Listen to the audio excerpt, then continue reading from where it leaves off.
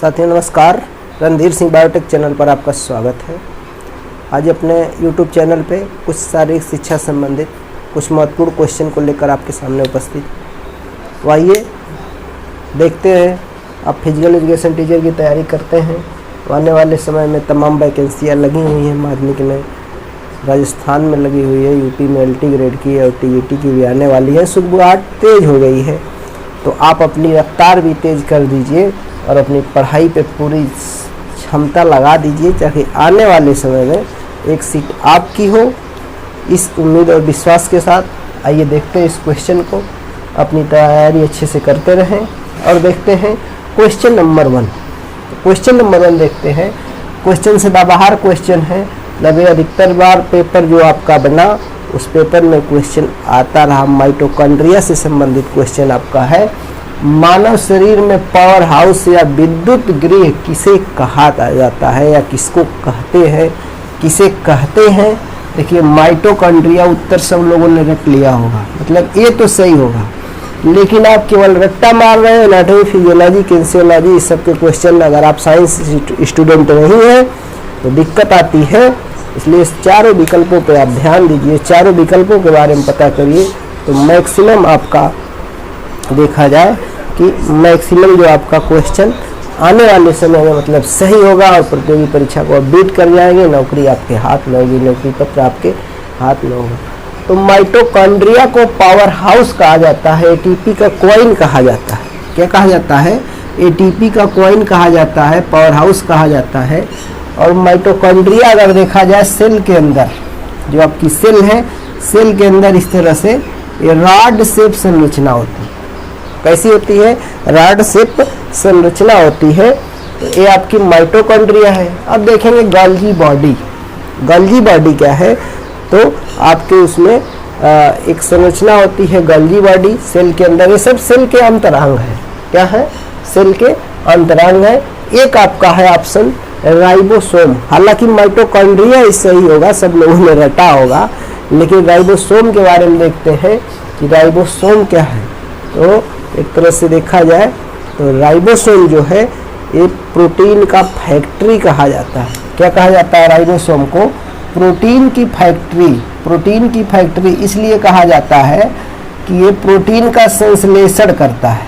अब फैक्ट्री है तो प्रोटीन की फैक्ट्री इसलिए कहा गया कि प्रोटीन का सिंथेसिस करता है, संश्लेषण करता है। प्रोटीन बनाने का काम कौन सा अंतरांग करता है? तो सेल के अंदर एक ऑर्गेनेल्स है, अंगक है, जिसका नाम है राइबोसोम। राइबोसोम प्रोटीन का संश्लेषण करता है, उसको बनाता है। तो कोई भी सामान अगर जहाँ बनता है तो फैक्ट्री में ही तो बनता है।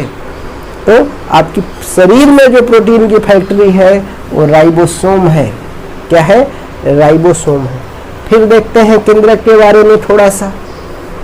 केंद्रक को कहा जाता है सेल का कंट्रोलर कहा जाता है। तो सेल के अंदर एक सघन सी ऐसे संरचना देखेंगे तो सेल के अंदर जो डेंस संरचना है, एक पिंड जैसी संरचना है, थोड़ी सी सघन सी, इसको केंद्रक कहा जाता है। और केंद्रक को कहा जाता है controller. Controller of the cell, controller of the cell कहा जाता है, मतलब सेल का नियंत्रक कहा जाता है। एक क्वेश्चन पूछा जाता है कि सेल का नियंत्रक कौन है, कंट्रोलर कौन है? तो न्यूक्लियस होता है। और न्यूक्लियस के अंदर एक खास प्रकार का लिक्विड भरा होता है जिसको न्यूक्लियोप्लाज्म कहा जाता है। क्या कहते हैं? न्यूक्लियोप्लाज्म कहा जाता है। और इसके बाहर देखिए आपका एक लिक्विड भरा होता है जिसको साइटोप्लाज्म कहा जाता है। क्या कहा जाता है? साइटोप्लाज्म। कभी कभी फिर आपको कंडीशन, एक कंफ्यूजन की कंडीशन उत्पन्न हो जाती है, कंफ्यूज हो जाते हैं। कभी कभी प्रोटोप्लाज्म शब्द का यूज किया जाता है। अब सोच रहे होंगे प्रोटोप्लाज्म क्या होता है? काफ़ी लोग मतलब कमेंट करके, हमने सेल पे 1.5 घंटे का लेक्चर वीडियो बना के डाला हुआ है, सेल के बारे में अध्ययन करना चाहते हैं तो देख सकते हैं। मतलब कमेंट करके लोग मैसेज से पूछते रहते हैं, कंफ्यूज हो जाते हैं। तो साइटोप्लाज्म प्लस, मतलब यहाँ पे आपका लिख दे रहे हैं साइटोप्लाज्म। साइटोप्लाज्म और न्यूक्लियोप्लाज्म को दोनों को कॉमन नेम दिया जाता है, जिसको बोला जाता है प्रोटोप्लाज्म। क्या बोला जाता है? प्रोटोप्लाज्म बोला जाता है। क्या बोला जाता है? प्रोटोप्लाज्म कहा जाता है, अर्थात दोनों का कॉमन नाम है प्रोटोप्लाज्म। तो सेल के अंदर पूरा प्रोटोप्लाज्म है। अब न्यूक्लियस से बाहर वाला है तो साइटोप्लाज्म स्पेसिफिक दे दिया गया, और न्यूक्लियस के अंदर है तो न्यूक्लियोप्लाज्म दे दिया गया। और आपका कंट्रोलर ऑफ द सेल है, सेल का एक नियंत्रक होता है, कंट्रोलर होता है। ठीक है, तो चारों विकल्प के बारे में चर्चा हो गई। सदाबहार क्वेश्चन है, हजारों बार पेपरों में पूछा गया। तो आपका माइटोकॉन्ड्रिया को ऊर्जा का एक तरह से पावर हाउस कहा जाता है, एनर्जी का तरह से यहीं से उत्पन्न होती है, बनती है। ठीक है, जैसे पावर हाउस जो बिजली वाला होता है वहाँ से बिजली बनती है, वैसे ही आपके शरीर में एक पावर हाउस है, ऊर्जा प्रदान करना, मतलब ऊर्जा यहीं से बनती है। ठीक है, अब देखिए आत्महत्या की थैली किसे कहा जाता है, मतलब सुसाइडल बैग क्या होता है, सुसाइडल बैग किसे कहा जाता है। क्वेश्चन नंबर 2 देखते हैं। इसमें एक आर्गन है, आर्गनेल्स है, जिसको सेंट्रोसोम्स कहा जाता है। सेंट्रोसोम्स का इससे कुछ लेना देना नहीं है। आपका लाइसोसोम है, क्या है, लाइसोसोम है। और दूसरा विकल्प है राइबोसोम, तो राइबोसोम नहीं है, आपका क्या है, लाइसोसोम होगा। लाइसोसोम में जो आपका आर्गेनेल्स है, इसमें हाइड्रोलाइटिक एंजाइम पाए जाते हैं। क्या पाए जाते हैं, हाइड्रोलाइटिक एंजाइम पाए जाते हैं। एसिडिक नेचर का होता है। कैसा नेचर होगा, एसिडिक होगा। एसिडिक होता है, क्या करता है, सेल को कभी कभी किसी किसी कंडीशन में अपने आप मतलब नष्ट कर देता है, तो इसीलिए इसको सुसाइडल बैग कहा जाता है। और राइबोसोम को अभी हमने बताया कि प्रोटीन की फैक्ट्री कहा जाता है। और एक विकल्प दिया उपरोक्त सभी, तो उपरोक्त सभी नहीं होंगे, अर्थात लाइसोसोम होगा। फिर आते हैं, एक खूब क्वेश्चन पूछा गया, सदाबहार क्वेश्चन पूछा गया कि जेवलिन का सेक्टर 29 अंश सबने रटा होगा, सबने रटा होगा। एक विकल्प है 40, एक विकल्प है 34.92 और एक है 45। तो ये 40-45 पहले आपका 60 फुट में सेक्टर हुआ करता था, वर्तमान में 60 फुट का 34.92 हो गया है। तो अगर 60 फुट का पूछता है तो 34.92 का कोड आपका बनेगा। और जेवलिन में 29 अंश का कोड बनता है। दोनों जो कोड होते हैं, एक फिजिकल एजुकेशन टीचर ही बना सकता है और ग्राउंड में बना देता है, बिना प्रकार और चाँदे के बना सकता है, मतलब वैसे बना देता है। मैथ के टीचर अगर ज्योमेट्री के टीचर से कह दें, या बिना पटरी प्रकार की मदद से, पटरी प्रकार नहीं मतलब आप 29 अंश का कोड बना दे बिना चाँदा की मदद से, तो थोड़ा सी दिक्कत होगी। इसीलिए कहा जाता है फिजिकल एजुकेशन में मतलब सब कुछ है, पूरा 10-12 विषय का इसमें निचोड़ है, सर्वगुण संपन्न होता है। स्कूल का एसपी होता है फिजिकल एजुकेशन टीचर, और डीएम होता है प्रिंसिपल। ठीक है, तो आइए देखते हैं। तो 29 अंश का कोड होता है। इसको अगर आप सेक्टर बनाना जानना चाहते होंगे जेवलिन का, तो हमारी एक यूट्यूब पे वीडियो पड़ी हुई है, उसको देख लेंगे। जेवलिन का सेक्टर कैसे बनाते हैं, उसमें सारी नियम और जानकारियाँ हमने दे रखा है। अब देखते हैं, सेक्टर आपका हो गया। तो एक क्वेश्चन है, एक क्वेश्चन भी आपका खूब पूछा गया। क्वेश्चन आपका ये है कि शरीर की सबसे छोटी धमनी, थोड़ा सा यहाँ इरेज हो गया है, शरीर की सबसे छोटी धमनी क्वेश्चन पूछा गया है। अब तक आप बड़ी पढ़ते गए, तो बड़ी एओर्टा होती है, ऐसे सी शेप या यू शेप इस तरह से कर्व होती है, असेंडिंग एंड डिसेंडिंग एओर्टा होता है। तो ये बड़ी है, ये क्या है, ये बड़ा है, सबसे बड़ी धमनी है। ये पल्मोनरी जो है आपका सिरा भी है, धमनी है। तो पल्मोनरी धमनी जो होती है, हार्ट से लंग्स को ब्लड ले जाने का काम करती है, कोई नहीं तो होगा नहीं। तो फ्रीनिक धमनी जो होती है, वो आपका यहाँ पे जो डायाफ्राम है, मतलब एक वो है डायाफ्राम, एक तरह से होता है, वो वक्ष गुहा को और एब्डोमेन गुहा को, मतलब थोरेसिक कैविटी और एब्डोमिनल कैविटी, वो क्या करता है, डिवाइड करता है। तो उसको यहीं हार्ट के पास ही है, नीचे हार्ट से छोटी सी धमनी है, वो पहुंचाती है। तो सबसे छोटी धमनी जो है फ्रीनिक धमनी है। कौन सी है, फ्रीनिक धमनी है। उम्मीद है कि आपको क्वेश्चन अच्छे लग रहे होंगे। अच्छे लग रहे हो तो लाइक कर दीजिए। और फिजिकल एजुकेशन टीचर की जो तैयारी करते हैं, इसके अलावा अन्य जो भी परीक्षाएं होती हैं जिसमें सामान्य विज्ञान टाइप के जो क्वेश्चन होते हैं एनाटॉमी फिजियोलॉजी के, वो पूछे जाते हैं। तो कमेंट करके बता दें आवाज़ बढ़िया आ रही है कि नहीं आ रही है, और मैटर अच्छा है कि नहीं है, कंटेंट अच्छा है कि नहीं है, ज़रूर बताएं। और चैनल को नहीं सब्सक्राइब किए हों, नए व्यूअर हों, तो सब्सक्राइब ज़रूर से ज़रूर कर लें। आइए अब देखते हैं आगे के क्वेश्चन। तो क्वेश्चन नंबर 4 हो गए। 1 2 3 4 हो गए। 4 के आगे कुछ और क्वेश्चन को देखते हैं। और हमारे यूट्यूब चैनल पे आप बने रहें, मतलब ढेर सारी क्वेश्चन, फिजिकल एजुकेशन से संबंधित क्वेश्चन की पूरी हम सीरीज चलाने वाले हैं। आप उससे देखते रहें, ज्ञान अर्जन करें, लाभान्वित हो और आने वाले समय में अपना सिलेक्शन पक्का करें। इस उम्मीद और विश्वास के साथ आइए अगला क्वेश्चन देखते हैं। तो आइए मित्रों देखते हैं क्वेश्चन नंबर 5। क्वेश्चन नंबर 5 जो आपका है, हैवी एक्सरसाइज करते समय रक्त का प्रवाह बढ़ता है। जब आप हैवी एक्सरसाइज कर रहे हैं, इसमें 2 तरह के क्वेश्चन बनते हैं। तो देखिए हैवी शब्द लिखा है, कौन सा शब्द लगा है? हैवी एक्सरसाइज है। एक क्वेश्चन बनता है केवल एक्सरसाइज शब्द दे देगा, एक्सरसाइज शब्द दे देगा, मतलब वो नॉर्मल एक्सरसाइज आप कर रहे हैं, नॉर्मल एक्सरसाइज कर रहे हैं। तो उसमें और इसमें अंतर आता है। देखिए आपका दे रहा है कि हैवी एक्सरसाइज करते समय रक्त का प्रवाह बढ़ता है। कहाँ बढ़ता है? तो मस्तिष्क की ओर बढ़ता है, शरीर के निचले हिस्से की ओर बढ़ता है, स्केलेटन मसल्स की ओर बढ़ता है, उपरोक्त सभी की ओर बढ़ता है।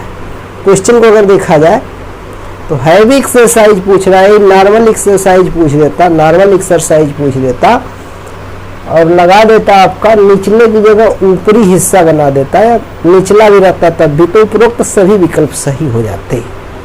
लेकिन यहाँ पर उपरोक्त सभी विकल्प सही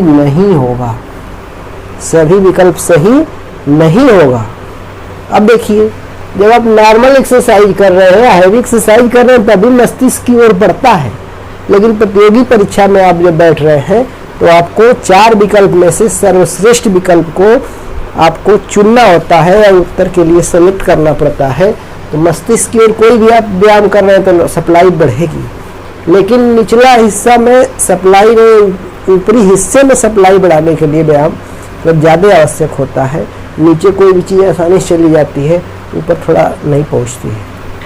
तो निचला हिस्सा के हिसाब से क्वेश्चन मतलब, और आपका नॉर्मल नहीं पूछ रहा, हैवी एक्सरसाइज पूछ रहा है, तो हैवी एक्सरसाइज के लिए आपका विकल्प सी सही होगा, अर्थात स्केलेटन मसल्स की ओर।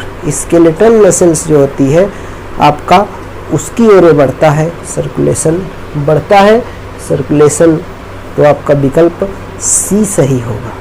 समझ में आ गया होगा? जरूर लाइक कर दें, वीडियो को लाइक कर दें।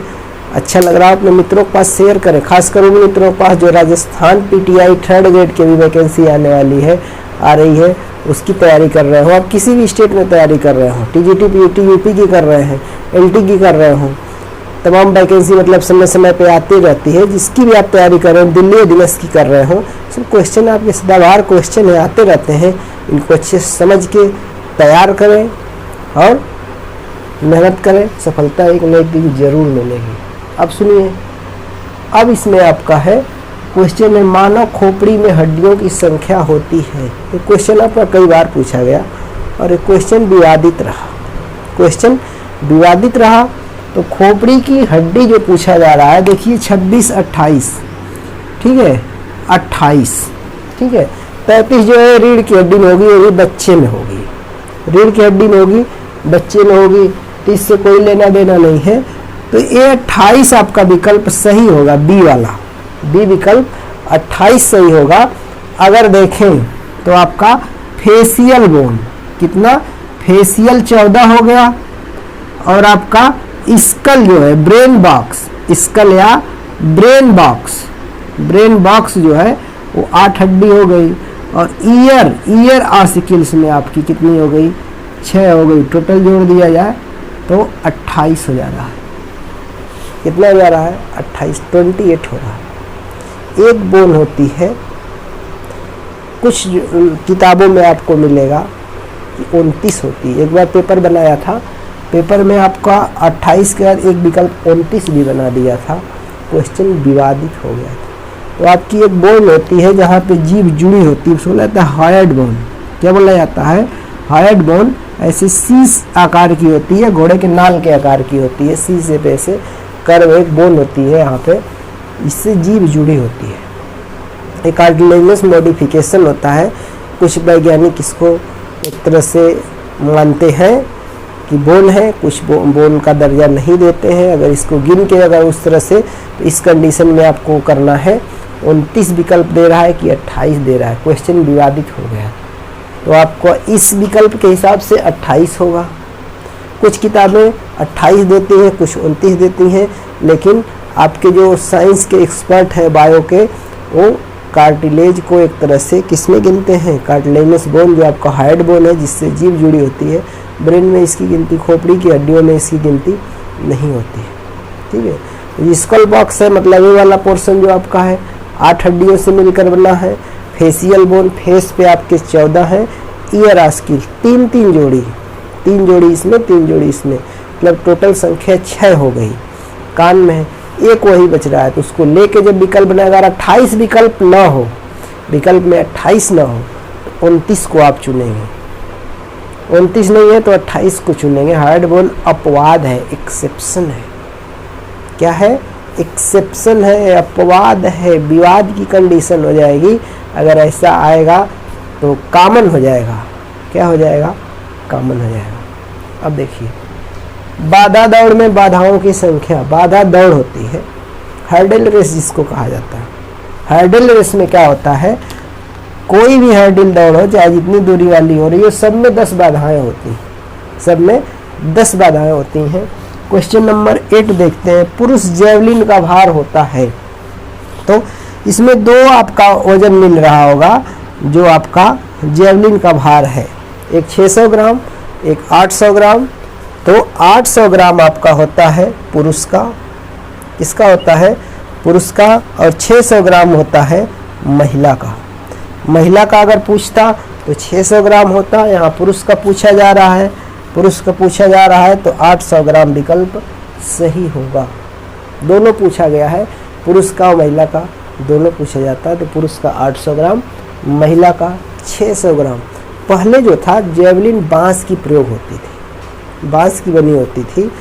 वर्तमान में सिंथेटिक मटेरियल की आपकी बनी हुई जेवलिन आ रही है, और उस जेवलिन को एरोडायनेमिक जेवलिन कहा जाता है। एरोडायनेमिक जेवलिन जो होती है हवा में देर तक रहती है, हवा में देर तक रहती है, और गुरुत्वाकर्षण बल उस पर ज़्यादा काम नहीं करता है। जब जेवलिन देर तक हवा में रहेगी तो दूर तक जाएगी, देर तक नहीं रहेगी, जल्दी से गिर जाएगी। तो एरोडायनेमिक जेवलिन का प्रयोग हो रहा है वर्तमान में।